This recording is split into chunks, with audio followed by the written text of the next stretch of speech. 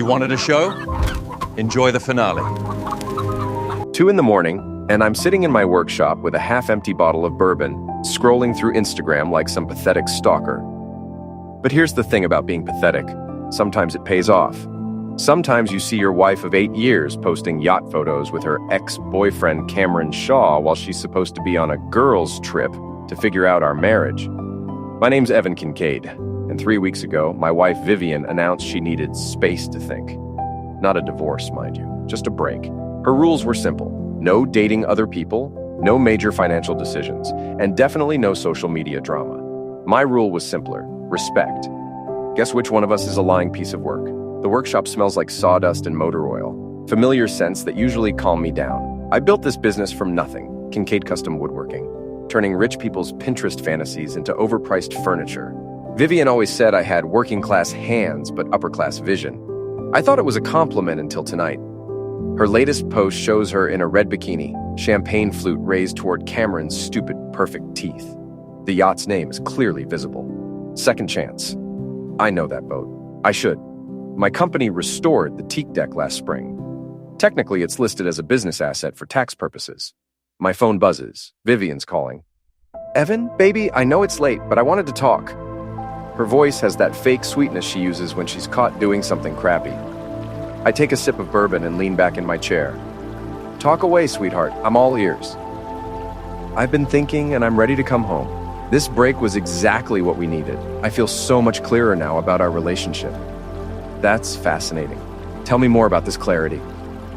She laughs, that tinkling sound that used to make my heart race. Now it just makes me tired. Well, I realized how much I love you, how much I want to fight for us. Cameron helped me see that. Cameron? Silence. Then, he's just a friend, Evan. You know that. He was helping me process my feelings about our marriage. On a yacht, in a bikini, with champagne. You're being paranoid. And honestly, this jealousy thing isn't attractive. I thought you trusted me. I stand up, walking to the window that overlooks our driveway. Her BMW isn't there. It hasn't been there for 3 weeks. Vivian, let me ask you something. When you said no dating other people during our break, did you mean that literally? Or was there some fine print I missed? Of course I meant it literally. God, Evan, why are you being like this? Because I can see Cameron's hand on your lower back in the photo you posted 2 hours ago. The silence stretches so long, I think she's hung up. Then she comes back, and the sweet voice is gone. You're stalking my social media now? That's really healthy, Evan. Really mature. Answer the question. Fine. Yes, Cameron and I have gotten close again. But it's not what you think. We're just... Stop. What? Just stop talking. I had one rule during this break, Vivian. One, respect. You couldn't even manage that. You're overreacting. Nothing happened that meant anything. It was just... I said stop. The break's over, sweetheart. So is this marriage. I hang up before she can respond and immediately call my lawyer's emergency line. Some things can't wait until morning. By dawn, I've made 3 calls and sent 2 emails. The yacht that Vivian and Cameron are currently enjoying, it's being repossessed by my company for routine maintenance and inspection. The credit card she's been using for her little vacation. Frozen since they're tied to business accounts that require both signatures for large purchases. My phone's been buzzing nonstop since 6 a.m., but I don't answer. Instead, I'm having coffee with my employee, Ricky Martinez, in the diner downtown, watching the sunrise and planning my day. Boss, you sure about this? I mean, she's gonna be pissed. Ricky's 25, built like a linebacker, and has the emotional intelligence of a golden retriever. He's also the most loyal person I know and surprisingly good with technology for a guy who looks like he bench presses trucks for fun. She's already pissed, Ricky. Might as well give her a reason. My phone buzzes again. This time it's a text from Vivian's best friend, Marissa. What did you do? V is freaking out at the marina. I show Ricky the text. He grins. Want me to drive over there with the camera? Nah, let's let her stew for a while. Besides, I've got work to do. But as we're leaving the diner, old Mrs. Darrow from next door flags me down. She's about 70, sharp as a tack, and sees everything from her front porch. Evan, honey, I hope you don't mind me saying, but it's about time you stood up for yourself. What do you mean, Mrs. Darrow? That wife of yours has been entertaining visitors while you've been working. Different car in your driveway twice last week. Expensive one.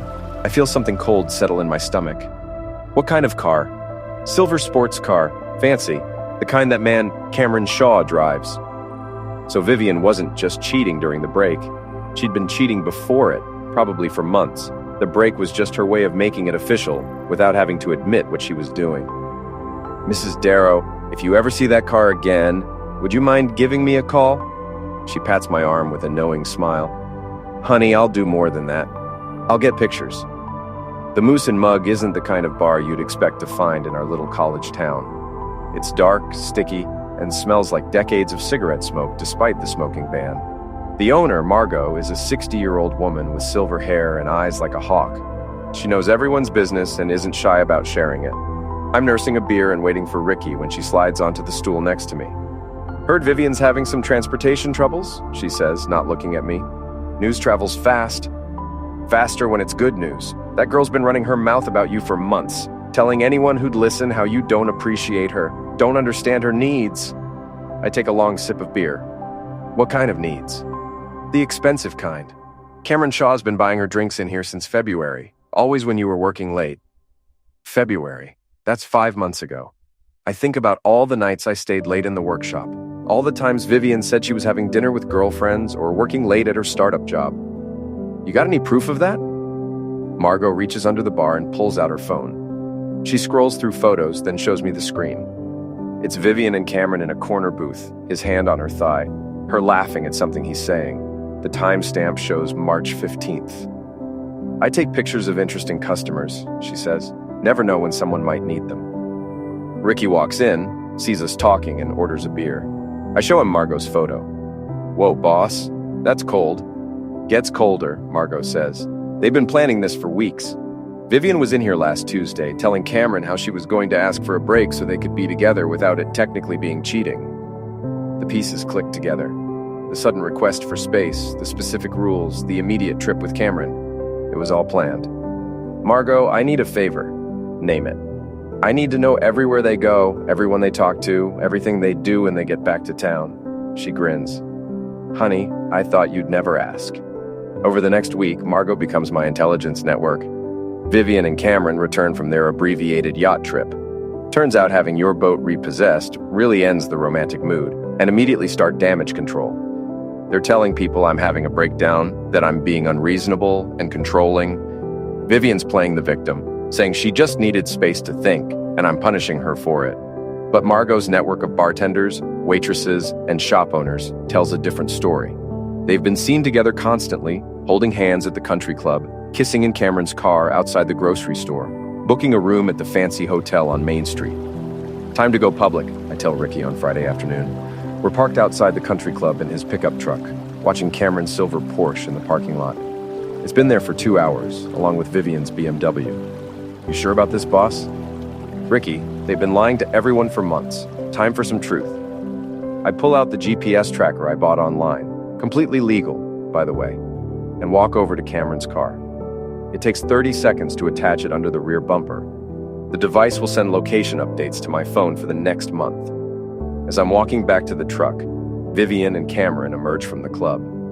She's wearing a tennis outfit that probably costs more than most people make in a week. He's got his arm around her waist and they're laughing about something. They don't see me, but I see them clearly.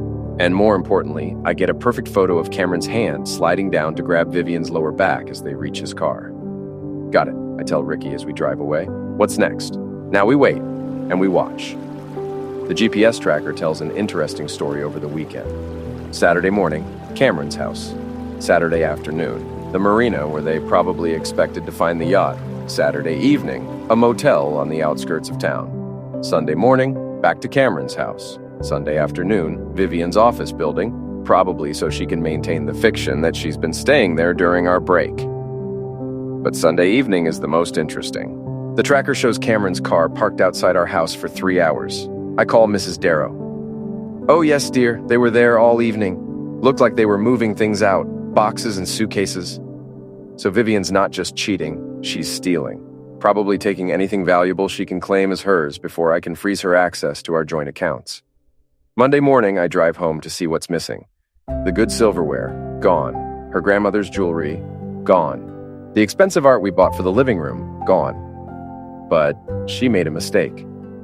She took the laptop I bought her for Christmas, not realizing it was purchased through my business account and technically belongs to the company. I call my IT guy. Can you remotely wipe a laptop that's registered to my business? Sure thing, Mr. Kincaid. Want me to do it now? Make it happen. Then I call my lawyer again. I need to freeze all joint accounts and credit cards. She's been stealing assets. I can have that done by noon, and I want to file for divorce, adultery, and theft of marital property. Evan, are you sure? This is going to get ugly? I think about the photo on my phone, about the months of lies, about the boxes being moved out of my house while I trusted her to work things out. It's already ugly. I'm just making it official. By Tuesday, Vivian's world starts falling apart. Her credit cards are declined at lunch. The laptop she's been using for work is wiped clean. The hotel where she's been staying with Cameron demands payment up front since her card doesn't work. She calls me 17 times. I don't answer. She shows up at my workshop Wednesday evening, looking desperate and angry. Evan, we need to talk. No, we really don't. You can't just cut me off financially. I have rights. You had rights. You forfeited them when you started sleeping with Cameron Shaw in February. Her face goes white. How did you... No? Sweetheart, this is a small town. People talk, and they take pictures. I show her Margot's photo. She stares at it for a long moment, then looks back at me. It's not what it looks like. It looks like you've been cheating on me for months while planning this whole break charade so you could do it guilt-free. Evan, please. I made mistakes, but we can work through this. No, we can't. You know why? Because you're not sorry you did it. You're sorry you got caught. She tries a different approach, stepping closer, putting her hand on my chest. I love you. I've always loved you. Cameron doesn't mean anything. I step back. Save it for someone who actually cares. You're going to regret this. I'll take half of everything you own. Good luck with that. Adultery is still grounds for divorce in this state, and theft of marital property doesn't look good to judges. She leaves, but I know this isn't over. Vivian doesn't give up easily, and she's got Cameron's money behind her now, but I've got something better than money. I've got the truth, and I've got allies. Time to use both. Thursday afternoon, the GPS tracker shows Cameron's car heading toward the interstate. They're running. I call Ricky. You busy? Never too busy for fun, boss. Meet me at the house. Bring your camera. We follow the tracker signal in my pickup truck, staying about a mile behind. They're not speeding, probably don't want to get pulled over, but they're definitely leaving town in a hurry. Where you think they're going? Ricky asks. Probably Cameron's lake house. It's about 2 hours north. But they don't make it that far. The tracker stops moving at a rest stop about 30 miles out of town. When we get there, I see why. Cameron's Porsche is overheating, steam pouring from under the hood. Karma's a witch, Ricky observes. Vivian and Cameron are standing next to the car, arguing. She's gesturing wildly, and he's looking at his phone with the expression of a man whose day is not going according to plan. I park the truck and walk over. Having car trouble? Cameron spins around. What the heck are you doing here? It's a public rest stop, Cameron. I'm resting. Vivian looks like she wants to homicide me. Are you following us? Following you? Why would I follow you? I was just driving north to pick up some lumber and saw a familiar car broken down. Thought I'd be a good neighbor. We don't need your help, Cameron says. Clearly. That's some fine German engineering you got there. What is that, a $90,000 lawn ornament? A small crowd is starting to gather. Rest stops are boring, and drama is entertainment. Evan, just leave us alone, Vivian says. I'm not bothering you. I'm just admiring Cameron's car. Beautiful machine. Shame about the cooling system. I walk around the Porsche slowly like I'm inspecting it. Then I stop at the driver's side door. You know, Cameron, I've always wondered about guys who buy cars like this. Is it compensation for something or just general insecurity? His face turns red. You son of a witch. Now, there are families present. I pull out my keys and in one smooth motion, drag them along the entire driver's side of the car, leaving a deep scratch in the paint. The crowd gasps. Cameron lunges toward me, but I step back. Oops, butterfingers. You just keyed my car? Did I? Gosh, I'm sorry. That's going to be expensive to fix. Good thing you can afford it, what with stealing other men's wives and all. Cameron swings at me. I duck easily. He's soft. Probably hasn't been in a fight since prep school, and his momentum carries him into the side of his own car. Careful there, champ. You don't want to damage it further. Vivian grabs Cameron's arm. Stop it! Both of you! I'm not doing anything, I say innocently. I'm just standing here while your boyfriend tries to assault me in front of witnesses. A state trooper pulls into the rest stop, probably responding to reports of the disturbance. Cameron sees him and immediately calms down. Officer, this man just vandalized my vehicle. The trooper looks at the scratch, then at me. That true, sir? I'm afraid I accidentally scraped his car with my keys, completely unintentional. I'd be happy to pay for the damage. It wasn't an accident, Cameron shouts. Can you prove intent? The trooper asks. Cameron opens his mouth, then closes it. He can't prove I did it intentionally without admitting he tried to hit me first. I'll need to see everyone's licenses, the trooper says. As we're standing there waiting, I lean close to Cameron and speak quietly so only he can hear. This is just the beginning. You want to play games with other people's lives? Let's play. Ricky gets some great photos of Cameron's scratched car and Vivian's mortified expression. By the time we leave, half the rest stop has cell phone videos of the confrontation. That evening, I'm back at the Moosey and Mug, buying drinks for anyone who wants to hear the story. Word spreads fast in a small town, and by closing time, everyone knows that Cameron Shaw got humiliated by a carpenter at a rest stop. But the real victory comes the next day. Cameron's wife, Jessica, shows up at my workshop Friday morning. She's an elegant woman in her 40s, always perfectly put together. Today, she looks tired. Evan, I think we need to talk. About what, Jessica? About our respective spouses and their friendship? She sits down in the chair across from my desk and pulls out her phone. I've suspected for months. Cameron's been distant, secretive, working late, weekend business trips that don't show up on his calendar. She shows me a photo on her phone. Cameron and Vivian having dinner at an expensive restaurant 2 towns over. I hired a private investigator 3 weeks ago. The evidence is comprehensive. I'm sorry, Jessica. I know this is hard. Actually, it's liberating. I've been waiting for proof so I could file for divorce without looking like the bad guy. Cameron's always been careful about his image. She stands up, smoothing her skirt. I wanted to thank you for yesterday. The video of Cameron losing his temper is all over social media. It's going to make my divorce much easier. After she leaves, I call my lawyer. How's the divorce proceeding? Slowly. Vivian's fighting the adultery claim. Says she has witnesses who'll testify that nothing inappropriate happened before your separation.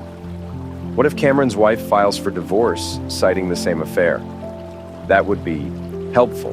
Very helpful. By Monday, the Gossip Network is in full swing. Jessica Shaw filed for divorce over the weekend, citing adultery and emotional abandonment. She's asking for half of everything, including Cameron's business. Vivian and Cameron are staying at the cheap motel on Route 9, the kind of place that rents rooms by the week and doesn't ask too many questions. Their grand romance has turned into a sordid affair in a place that smells like disinfectant and broken dreams. I'm starting to feel sorry for them. Then I remember the months of lies, the stolen property, the humiliation of finding out through social media that my wife was cheating. The feeling passes quickly. Tuesday evening, Detective Sloan comes into the Moose and Mug. He's off duty, still in uniform, but relaxed. We've known each other for years. Heard you've been having some domestic troubles, he says, ordering a beer. Nothing I can't handle. Good, because if it becomes something you can't handle, you call me. Don't try to be a hero. I'm not the hero in this story, Detective. He looks at me for a long moment. No, I don't suppose you are. Just remember, revenge is a dish best served legal. I'll keep that in mind. But as I'm driving home, I'm thinking about what he said. Hero, villain, does it matter anymore? Vivian and Cameron destroyed my marriage, stole from me, lied about me to mutual friends. Maybe it's time to stop being the good guy. Maybe it's time to be the villain they deserve. The annual Harvest Festival is this weekend, and the whole town will be there. It's perfect. I spend Wednesday and Thursday setting up my plan. Ricky thinks I've lost my mind, but he's along for the ride. Mrs. Darrow is delighted to help. Apparently, she's been waiting years for some real excitement. What exactly are we doing? Ricky asks as we load supplies into his truck. We're giving the people what they want, which is a show. Friday night, I make my move. The motel where Vivian and Cameron are staying has a back entrance that's not visible from the main road. At exactly 9 p.m., when I know they'll be inside, I park Ricky's truck behind the building. The plan is simple. Create a scene that looks like a police raid but isn't actually illegal. Ricky's got a friend who works security at the mall. He's borrowed some official-looking equipment and uniforms from the costume shop downtown. "You sure this is going to work?" Ricky asks, adjusting his fake security badge. "Trust me." Mrs. Darrow is positioned across the street with her camera. 3 of Margot's regulars are parked nearby, ready to spread the word. Social media is going to love this. At exactly 9:15, we execute the plan. Ricky pounds on the motel room door while I set up flashing lights on his truck. It looks official enough to fool anyone who isn't paying close attention.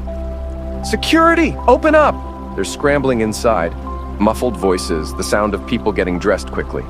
Cameron opens the door wearing nothing but a towel. "What's going on?"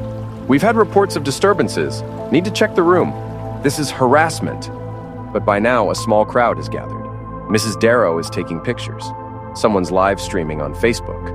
Vivian appears behind Cameron, wrapped in a bedsheet, looking mortified. "Evan?" She sees me standing by the truck. "What are you doing?" "Me? I'm just here with the security team. Apparently someone called in a noise complaint." "This is insane." "What's insane is a married woman shacking up in a motel with another married man while both their spouses are filing for divorce." The crowd murmurs. Someone laughs. "This is better than cable TV." Cameron tries to salvage his dignity. "Everyone just go home. There's nothing to see here." "Actually," I say, pulling out my phone, "there's quite a lot to see." I start reading from my screen. Cameron Shaw, age 42, married father of 2, owner of Shaw Development, currently residing in a motel with Vivian Kincaid, age 31, also married, while both are involved in adultery-based divorce proceedings. "You can't do this!" Vivian shouts. "Do what? Read public records? Share information that's already in court filings?" Marissa, Vivian's best friend, pushes through the crowd. "This is cruel, Evan. Just stop." "Cruel? You want to know what's cruel, Marissa? Cruel is finding out your wife's been cheating for months through social media posts. Cruel is having your property stolen while you're trying to work things out. Cruel is being called controlling and paranoid when you're actually being lied to." The crowd's on my side now. Small towns don't like cheaters, and they especially don't like people who think they're better than everyone else. "But you know what's not cruel?" I continue. "Truth, consequences, justice." Cameron tries to push past me, but Ricky steps in his way. Cameron's soft, probably hasn't done manual labor in 20 years. Ricky's built like a truck and works construction. "Where you going, champ?" "Get out of my way!" "Or what? You'll throw another tantrum like you did at the rest stop." Someone in the crowd shouts, "Show him the video!" Soon everyone's pulling out their phones, showing each other the footage of Cameron's meltdown. Vivian starts crying, not the pretty, delicate tears she uses when she wants sympathy. Ugly, desperate sobs. "Please, Evan, please just stop. I'm sorry. I'm so sorry." For a moment, I almost feel bad.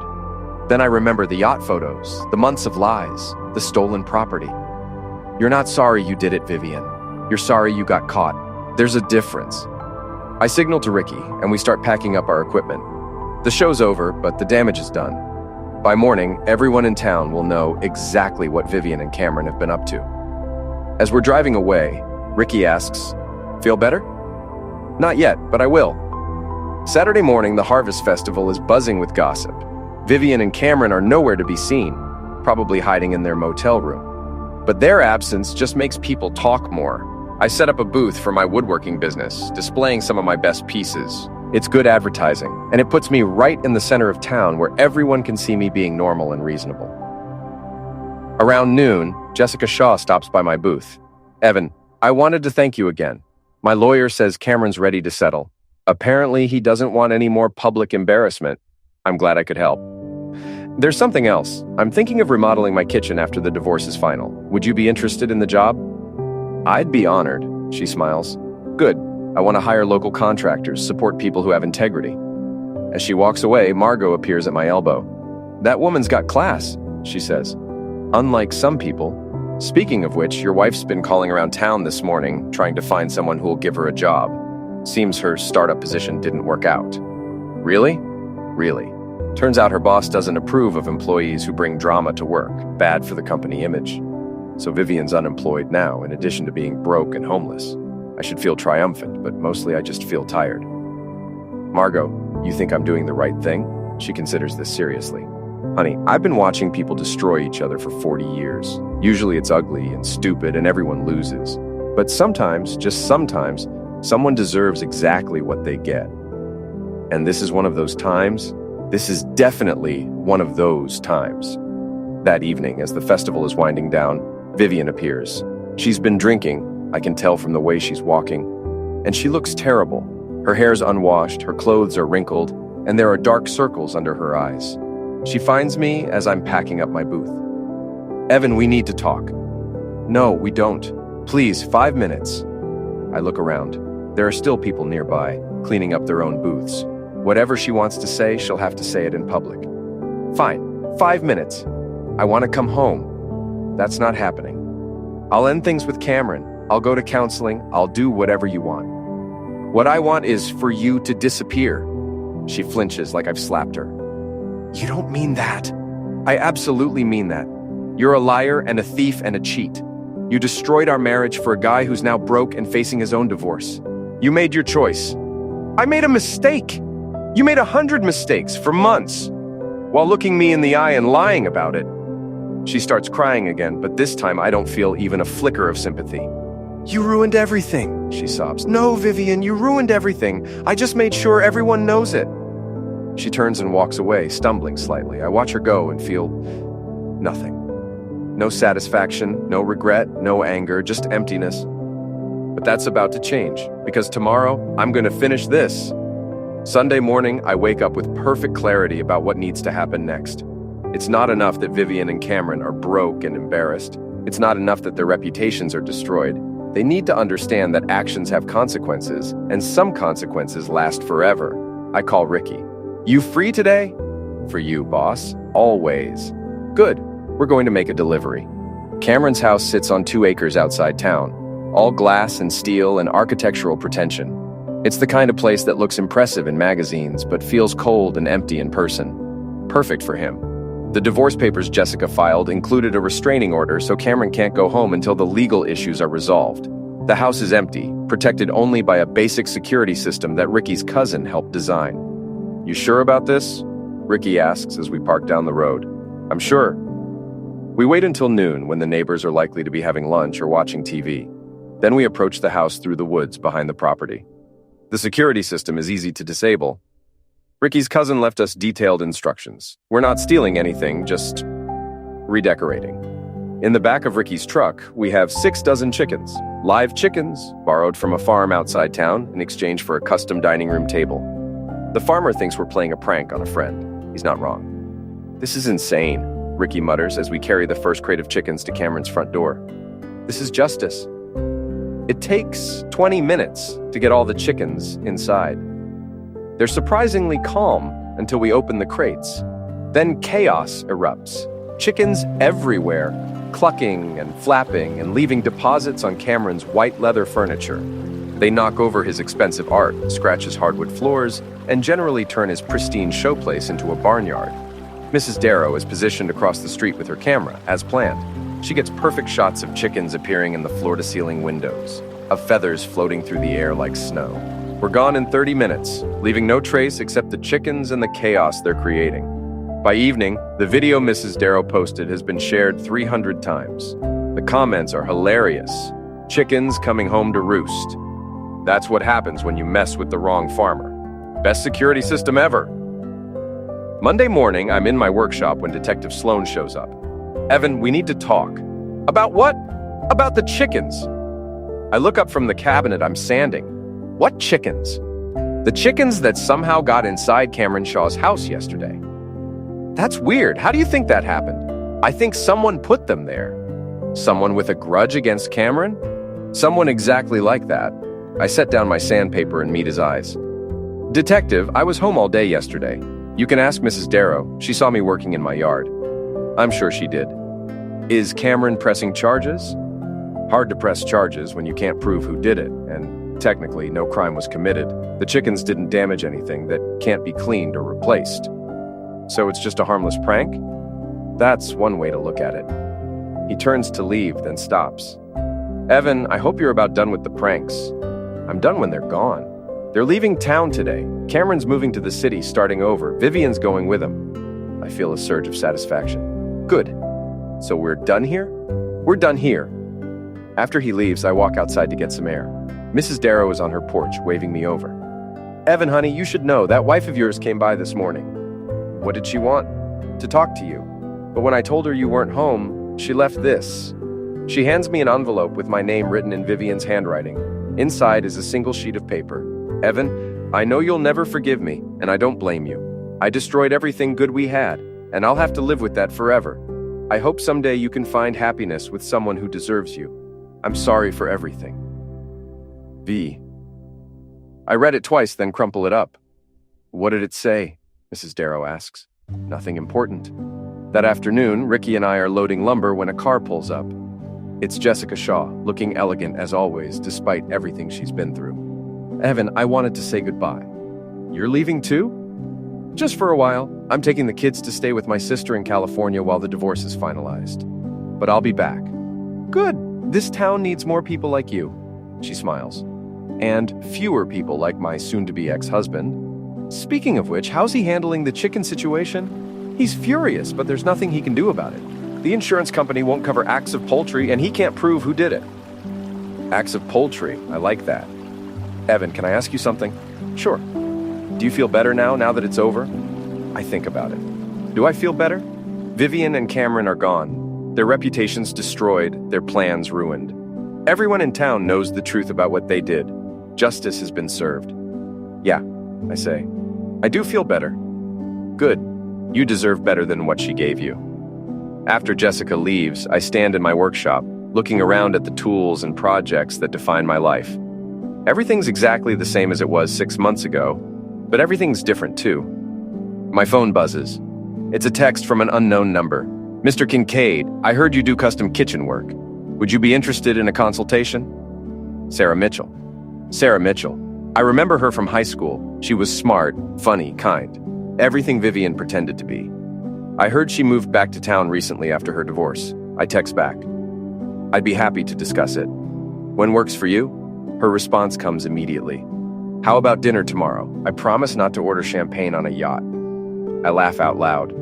News travels fast in a small town, and apparently, so does hope. Dinner sounds perfect. As the sun sets, I walk outside and look at the house Vivian and I shared for 8 years. Tomorrow, I'll start remodeling it, turning it into something that's entirely mine. New paint, new furniture, new memories. The old Evan would have felt guilty about what I did to Vivian and Cameron. He would have worried about being fair, about taking the high road, about being the bigger person. But the old Evan was a fool who trusted his wife and got played for months. The old Evan believed in second chances and working things out and fighting for love. The new Evan knows better. The new Evan understands that some people don't deserve second chances, that some betrayals can't be forgiven, that sometimes the only way to win is to make sure the other side loses everything. Vivian wanted a break from our marriage so she could explore her options without consequences. Instead, she got broken. Her reputation, her relationships, her future. She gambled everything on Cameron Shaw and lost it all. Cameron thought he could steal another man's wife and face no repercussions. Instead, he lost his own wife, his house, his standing in the community, and his dignity. He'll be cleaning chicken crap out of his furniture for months. And me? I'm free. Free from lies, free from manipulation, free from a woman who never deserved what I gave her. Tomorrow I'll have dinner with Sarah Mitchell. Maybe it'll lead to something, maybe it won't. But whatever happens, it'll be honest, real, built on truth instead of deception.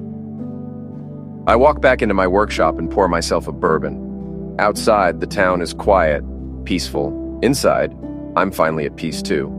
Vivian and Cameron are gone, probably driving toward whatever sad future awaits them in the city. Their grand romance has turned into exile, their passionate affair into mutual destruction. I raise my glass in a toast to the empty workshop. Here's to consequences. Here's to justice. Here's to the last laugh. And for the first time in months, I smile and mean it.